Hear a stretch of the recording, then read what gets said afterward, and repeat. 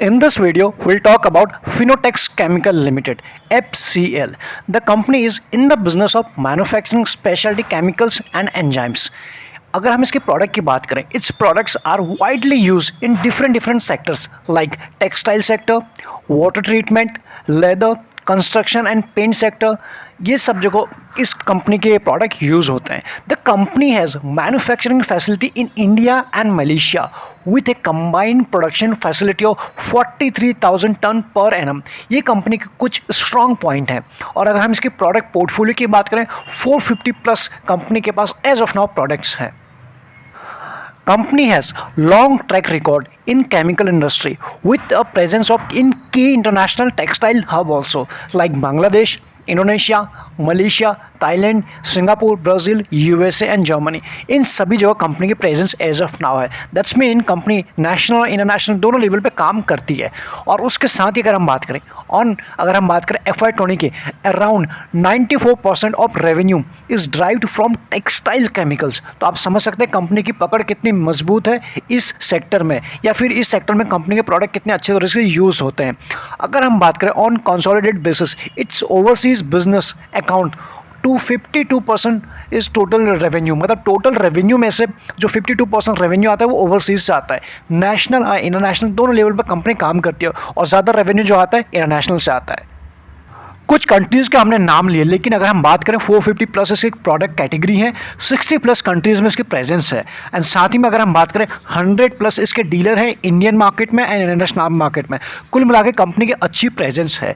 अगर हम उसके बाद बात करें इसकी जो क्रिसल रेटिंग है, क्रिसल की रेटिंग के ऊपर बात करते हैं। As of now long term rating जो हमें दिखाई पड़ रहा है ए के आसपास, ए प्लस स्टेबल के आसपास। और वहीं अगर बात करें short term rating A2 plus दिखाई पड़ रही है। लेकिन आपको अच्छे से जब क्या होता है, कई बार रेटिंग एजेंसीज़ को अपने रेटिंग को चेंज करने में टाइम लग जाता है, लेकिन तब तक धीरे धीरे गवर्नमेंट की पॉलिसी बदल जाती है और कंपनी में अप एंड डाउन हो जाते हैं। लेकिन एज ऑफ नाउ जो हमें दिखाई पड़ रहा है ये आपके सामने है।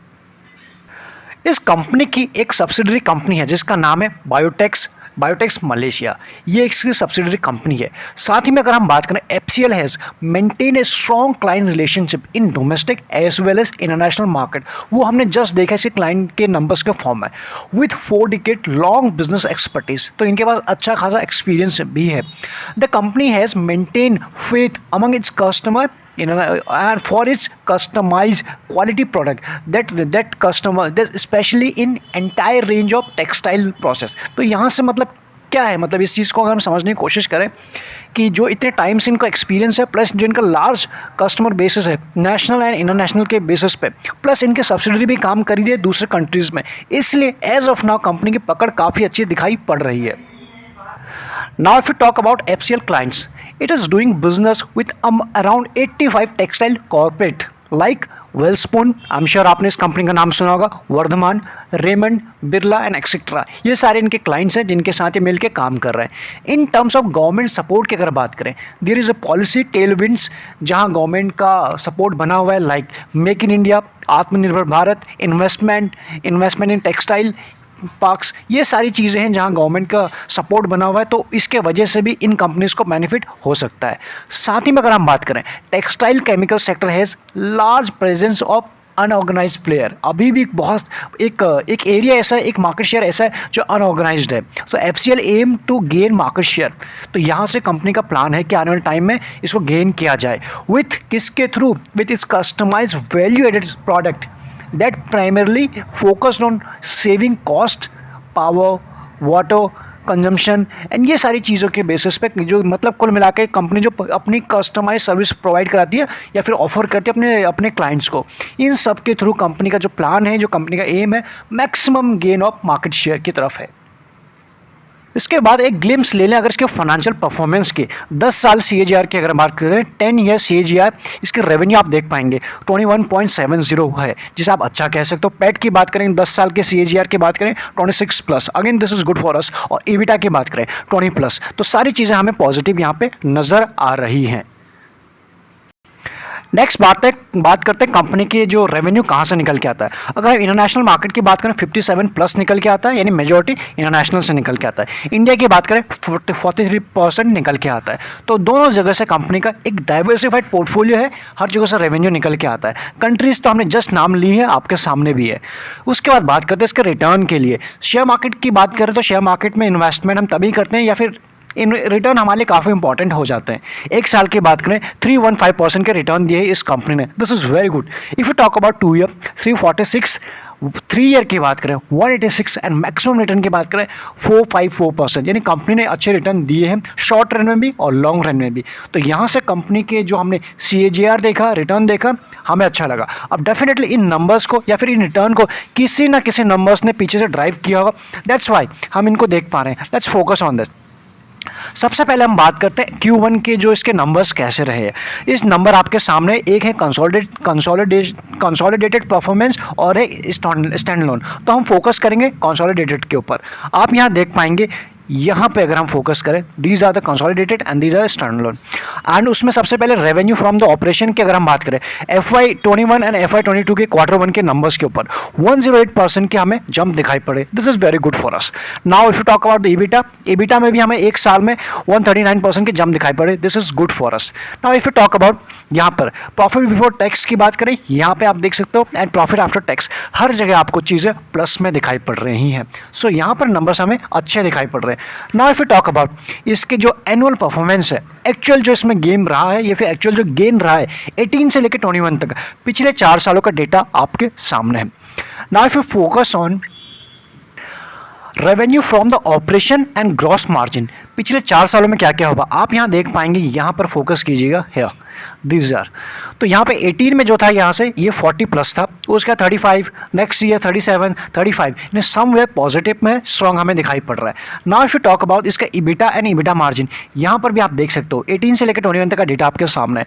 21 बीच में 19, फिर 17, 20 में, और उसके बाद वापस से अभी हमें 18 के आसपास दिखाई पड़ रहा है। समवेयर थोड़ा थोड़ा डिप दिखाई पड़ रहा है, लेकिन उसके बाद भी पॉजिटिव पर नंबर काफ़ी हैं।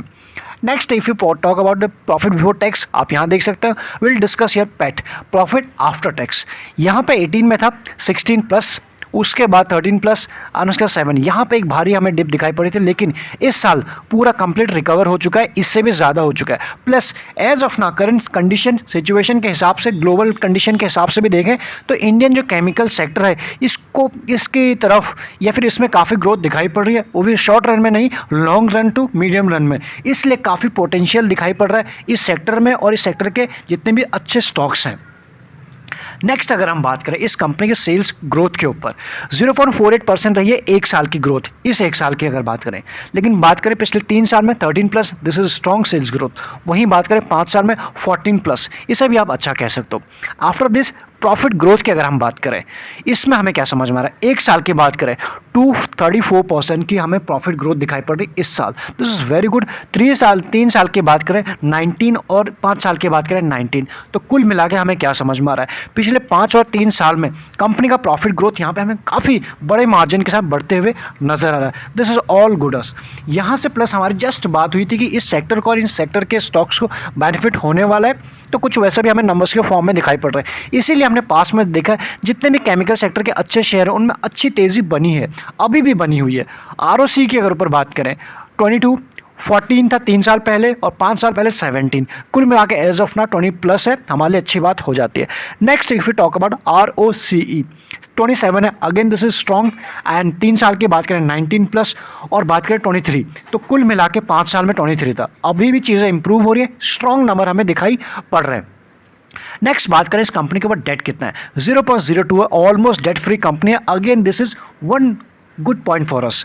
उसके बाद बात करें कंपनी के ऊपर कैश एंड डेट कितना है, इनका रेशियो देखें तो कंपनी के ऊपर डेट जो है 3.41 CR का है और कंपनी का कैश जो है वो डेट से कहीं ज़्यादा है 11.21, यानी कंपनी इजीली इसको पे कर सकती है और डेट फ्री हो सकती है। तो कुल मिलाकर आप इससे कह सकते हो ये ऑलमोस्ट डेट फ्री कंपनी है, अगेन ये हमारे और भी अच्छी बात हो जाती है। नेक्स्ट अगर हम बात करें इन सबके बाद प्लेजिंग जीरो है, प्रमोटर ने कोई भी प्लेज नहीं रखा है, this is again good for us. इसके बाद बात करते हैं शेयर होल्डिंग पैटर्न के ऊपर। शेयर होल्डिंग पैटर्न हम देखेंगे सितंबर से लेकर अभी तक का। प्रमोटर के पास था सितंबर में 71 प्लस, अभी दिखाई पड़ा 64 प्लस, यानी प्रमोटर ने बीच में एक अच्छा खासा माल बेचा हुआ है, हमें यहाँ पे दिखाई पड़ रहा है। और ये कब हो गया था? दिसंबर में ही सेल कर दिया था, उसके बाद अभी तक जस्ट उतना ही है। उसके बाद बात करते हैं, अगर इन्होंने बेचा तो डेफिनेटली किसी ने खरीदा होगा। खरीदा है सीधा DIS ने, क्योंकि अगर हम बात करें जब प्रमोटर के पास 71 प्लस थे उस वक्त DIS के पास सितंबर क्वार्टर में 0% की होल्डिंग थी इस कंपनी में, लेकिन जैसे ही प्रमोटर ने बेचा DIS ने ऑलमोस्ट 6% के आसपास खरीद लिया है। आप यहाँ देख पाएंगे अभी भी जो DIS की होल्डिंग है इस कंपनी में 6% प्लस है। तो आपको समझ में आ गया अगर किसी ने बेचा है तो हैंड एक्सचेंज हुए कहाँ हुए।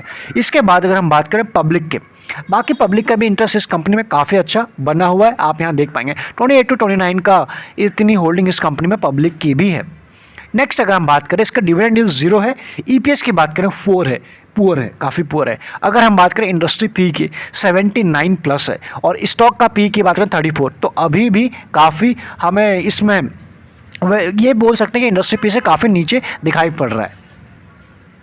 आफ्टर ऑल अगर हम बात करें म्यूचुअल फंड्स की, किस फंड ने इन्वेस्ट किया इस कंपनी में? Nippon India small cap fund direct growth, उन्होंने इन्वेस्ट किया है 0.39% की होल्डिंग एज ऑफ नाउ दिखाई पड़ रहा है। आफ्टर ऑल दिस अब चार्ट को समझने की कोशिश करते हैं। आई एम वेरी श्योर कि अभी तक आपको कंपनी के बारे में कुछ समझ में आ गया होगा कि कंपनी कितने स्ट्रांग है, कंपनी का क्या काम है, कहाँ कहाँ कंपनी की प्रेजेंस है और कौन कौन क्लाइंट हैं। इसके बाद इसके 1 मंथ के चार्ट को समझने की कोशिश करते हैं। चार्ट को हम डिस्कस करें, अगर अभी तक आप प्राइवेट चैनल का पार्ट नहीं बने हैं या फिर टेलीग्राम जो फ्री है सभी के लिए उसका पार्ट नहीं बने, डिस्क्रिप्शन में आपको लिंक्स मिल जाएगा। प्राइवेट चैनल पर जो हमारे पर्सनल ट्रेड होते हैं वो हम कुछ शेयर करने की कोशिश करते हैं रियल टाइम बेसिस पर। अदरवाइज एक्स्ट्रा लर्निंग के लिए आप ज्वाइन बटन भी कंसिडर कर सकते हैं, वो आपको चैनल पर मिल जाएगा। FCL का 1 मंथ का चार्ट आपके सामने लगा हुआ है और हम बिल्कुल शुरू से इसको डिस्कस कर रहे हैं। एक मंथ की कैंडल है, हर एक कैंडल, तो यहाँ से समझने की कोशिश करते हैं 15 से लेकर। आप यहाँ फोकस कीजिए, ये 15 से लेकर इस कंपनी की कहानी शुरू हुई है, सारी कहानी आपके सामने इस वक्त आप देख सकते हो। और 18 में इस कंपनी ने एक हाई लगाया था रफली 100 रुपीज़ के आसपास। उसके बाद 18 से लेकर 20 तक यानी मार्च के क्रैश तक ये बिल्कुल डाउन ट्रेंड में चला गया था। उसके बाद जो इसमें अपमूव आया है आप यहाँ देख सकते हो, जो अपमूव आया वन साइडेड अपमूव आया आप देख सकते हो बिल्कुल इस तरह से, कहीं भी आपको वीकनेस दिखाई नहीं पड़ रही है मंथली के टाइम फ्रेम में। और इंपॉर्टेंट चीज़ ये हुई है हमारे लिए, जो 18 में शेयर ने जो हाई लगाया था रिसेंट में ही इस शेयर ने उसको ब्रेक कर दिया, यानी यहाँ से इसमें और भी अपमूव देखा जा सकता है। ये हमें मंथली पे समझ में आ रहा है। 100 को ब्रेक किया और जो रिसेंट में जस्ट टच किया है 150 के आसपास, इतना हमें समझ में आ रहा है। ऐसा नहीं है कि यह शेयर सिर्फ इसको टच करने के लिए आया था, अभी भी इसमें काफ़ी पोटेंशियल दिखाई पड़ रहा है। ये तो रही इसकी मंथली की बात। अगर हम इसको समझने की कोशिश करें वीकली पे हमें क्या समझ में आ रहा है? अभी जो इसने 100 को ब्रेक किया, ऐसा नहीं कि बहुत पहले इसको ब्रेक किया, रिसेंट में ही ब्रेक किया, आपके सामने है। ये जो प्राइस है 100 के आसपास, यानी यहाँ पे 2-3 वीक पहले, 1 वीक तो ये चल रहा और इससे पहले 2 वीक, तो मतलब एक्शन अभी हुआ है। इसलिए इसमें इस शेयर को ये शेयर हमारे प्राइम फोकस पे होना चाहिए, ये हमें समझ में आ रहा है। यहाँ से हमारे इंपॉर्टेंट अगर हम बात करें रेजिस्टेंस और सपोर्ट की बात, वो क्या दिखाई पड़ रहा है? अगर हम बात करें रिसेंट की, इसका ये रहा इसका मेन जो 1 डे पे जो आज का प्राइस एक्शन है इसका, यहाँ पे देखने की कोशिश करें। ये इसका आज का कैंडल बनी, यानी ऊपर गया था और उसके बाद आज के इसमें प्रॉफिट बुकिंग हो चुकी है, क्योंकि जिस लेवल के आसपास से ब्रेक करके गया था एक अच्छा इसने कोई गेन दिया, 100 से लेकर 150 का गेन दिया। और उसके बाद डेफिनेटली यहाँ से कुछ शॉर्ट रन में 2-4 दिन के लिए प्रॉफिट बुकिंग आनी ज़रूरी थी और वो आते हुए भी हमें दिखाई पड़ रही है। आज के दिन आप यहाँ से इतना प्रेशर देखा गया। ऐसे में क्या है ना, जिनके पास है यहाँ से 3 केस निकल जाते हैं। एक तो जिनके पास है वो क्या करें, आपको कुछ करने की ज़रूरत नहीं है, एक अच्छे कंपनी में आपने इन्वेस्ट किया हुआ है तो टेंशन लेने की ज़रूरत नहीं है। अभी और भी दूर के लेवल हमें दिखाई पड़ सकते हैं, डिपेंड करता है कि हमारा टाइम होराइजन कितना है। ये तो रही जिनके पास है। फ्रेश बाइंग या फिर एवरेजिंग की अगर हम बात करें, ऐसे में अगर किसी भी गिरावट में ये शेयर हमें 120 के आसपास मिल जाता है, 120 या फिर उसके बिलो कभी भी 110-115 के आसपास मिल जाता है, बेस्ट बाय हो जाएगा इस शेयर के लिए। इससे ज़्यादा गिरता हुआ दिखाई नहीं पड़ता। हो सकता है 2-3 दिन, जिस दिन के हम बात करें 2-3 दिन या फिर 3-4 दिन थोड़ा सा इसमें प्रॉफिट बुकिंग शॉर्ट रन में रहे तो 120 एंड उसके बाद 115 और मैक्सिमम बात करें 110 के आसपास, इन लेवल के आसपास अगर मिल जाता है जो इसके लिए स्ट्रॉन्ग सपोर्ट का काम करेंगे, यहाँ पर इसका बेस्ट बाय हो जाएगा। एवरेजिंग भी यहाँ पे कर सकते हैं। जिस हिसाब से सेक्टर की बात करें, जिस हिसाब से इसके फंडामेंटल हैं, जिस हिसाब से जिस सेक्टर को बिलोंग करता है केमिकल, इसको अभी काफ़ी दूर जाना है, इसलिए उतनी टेंशन की बात बिल्कुल नहीं है। अभी जस्ट ब्रेक हुआ है। ईयरली का जो एक रेजिस्टेंस ब्रेक हुआ है जो 2018 का था, वो ऐसा तो नहीं कि ये सिर्फ उसको 100 रुपये से 150 के लिए ब्रेक हुआ है, अभी भी इसको काफ़ी दूर जाना है, इसलिए इसके ऊपर आपका फोकस डेफिनेटली होना चाहिए। चलिए इस वीडियो में इतना ही, हमने मैक्सिमम चीज़ें कवर करने की कोशिश की। इसके बाद भी अगर आपको कुछ क्वेरी रह गए आप हमें बता सकते हैं, अदरवाइज एक्स्ट्रा लर्निंग के लिए आप ज्वाइन बटन कंसिडर कर सकते हैं, आपको चैनल पर मिल जाएगा। Thank you so much. अगर आपको वीडियो ठीक लगता है ना तो सब्सक्राइब और लाइक करे बिना नहीं जाइएगा, क्योंकि एक वीडियो बनाने में काफ़ी मेहनत लगती है। अगर उसके बाद जो हम यहाँ से पास ऑन करने की कोशिश कर रहे हैं आप तक पहुँच रहा है और आपका रिएक्शन हमें मिल रहा है, ठीक है, लाइक के थ्रू या फिर सब्सक्राइब के थ्रू, हमें काफ़ी अच्छा लगता है, नेक्स्ट वीडियो बनाने में काफ़ी मोटिवेशन मिलता है। Thank you so much.